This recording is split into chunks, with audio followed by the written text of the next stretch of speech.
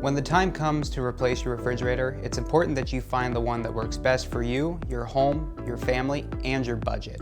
All of these factors play a part in what you're going to choose, and there's some that have more importance than others. Some refrigerators have unique features. Today we're going to talk about how to choose the best refrigerator for you. First, let's talk about price. Refrigerators can range in cost anywhere from $500 to $3,000. And once you get over the sticker shock, it's important to remember that most refrigerators will last for 10 to 15 years, so don't be afraid about spending big on something that has the features that you want. Really, what goes into the cost is the size, the brand, and even the style. The simplest model can work well for some people, but depending on your family, you may want a little bit more. So we'll also talk about size.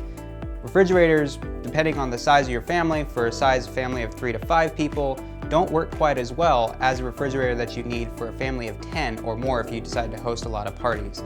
That can play a factor in pricing that you get. So rule of thumb is that if you have a family of about 3 to 5 people, 20 cubic feet is going to be safe for you.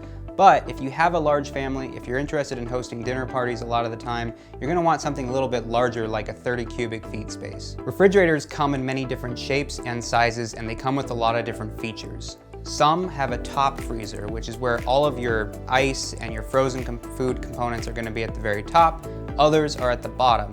When you're picking one, you want to decide, are you fine with crouching down to get something out of the freezer? Or contrarily, are you fine with crouching down to get something out of the fridge? That should play a factor in your consideration. Another decision factor is, do you want a French door style or do you want a side-by-side?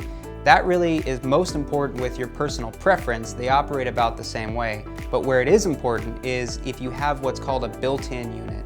This is, like in the case behind me, where the cutout for the fridge has been specifically measured for that unit. So if I have to replace my fridge, I now have to make sure that the dimensions are exactly the same so that it'll fit in the right way again.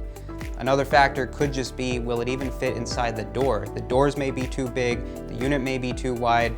Those things may not even allow you to get your brand new refrigerator inside your home. And lastly, though it may not seem important, you may notice it, is does it even match the other appliances in your kitchen? Some other added features you can consider are things like a water dispenser, an ice maker, storage space. Does it have door-in-door storage?